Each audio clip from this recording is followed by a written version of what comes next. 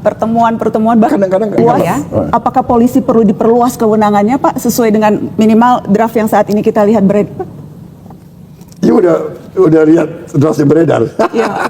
saya akan pelajari draft itu. Tapi pada prinsipnya Bapak setuju polisi perlu ditambah kewenangan atau tidak, Pak?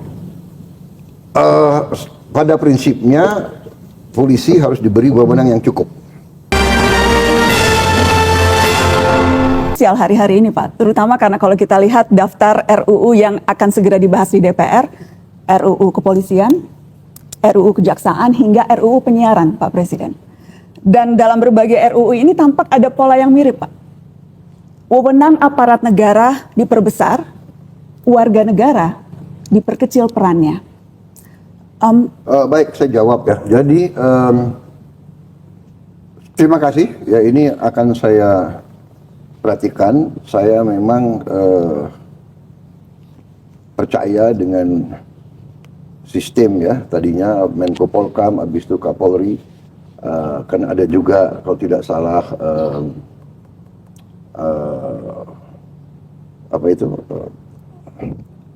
oversight yang di atas Polri itu. Komisi Kompolnas, ya kan, itu juga terdiri dari tokoh-tokoh gitu kan.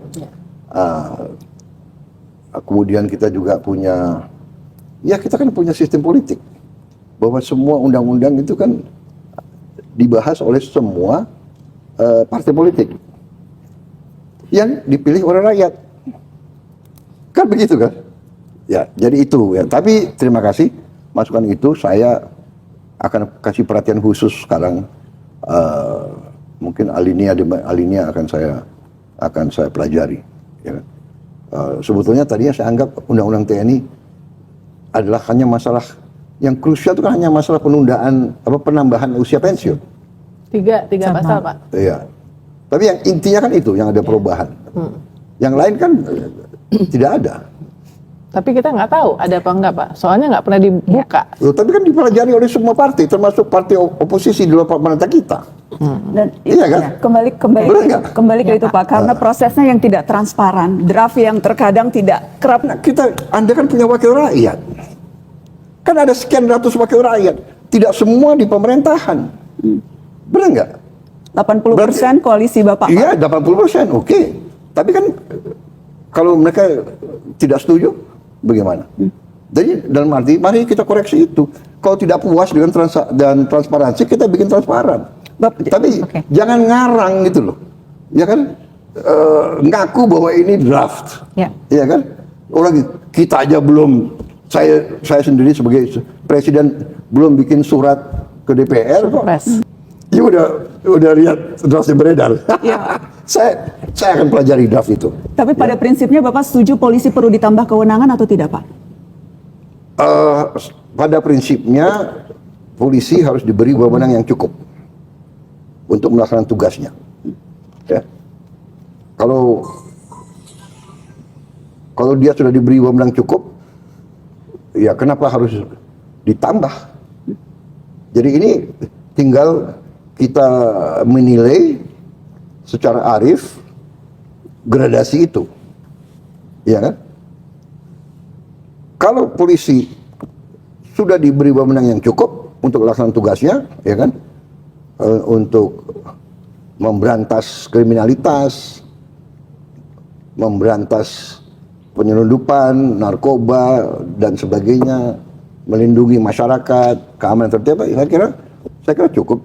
Kenapa kita harus mencari-cari, menurut saya. Pak, ketika tadi Bapak, maaf, waktu kita sudah habis, kita harus berikan dulu kesempatan kepada yang lainnya, Pak. Nggak apa-apa, saya bisa. Terima kasih, Bapak. Tadi saya mau follow up ketika Bapak bilang sudah memperingatkan dan nanti sebelum nanti akan ambil tindakan kepada kepolisian. Tadi Bapak mengatakan itu. Tidak hanya kepolisian, semua institusi. Ya. Nah, ukurannya apa, Pak?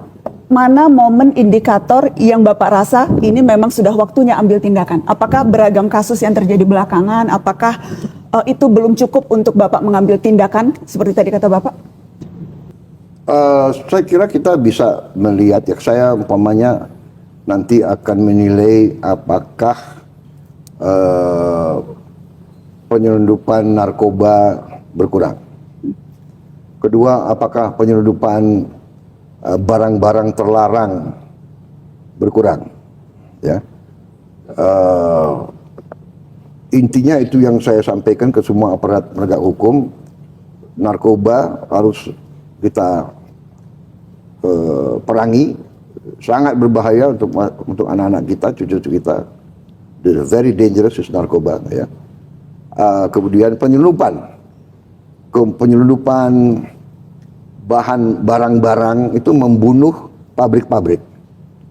Itu berarti membahayakan kehidupan ratusan ribu rakyat kita. Itu saya sampaikan kepada Kapolri, saya sampaikan kepada Jaksa Agung, kepada penegak hukum lain. Saya minta diperhatikan masalah ini.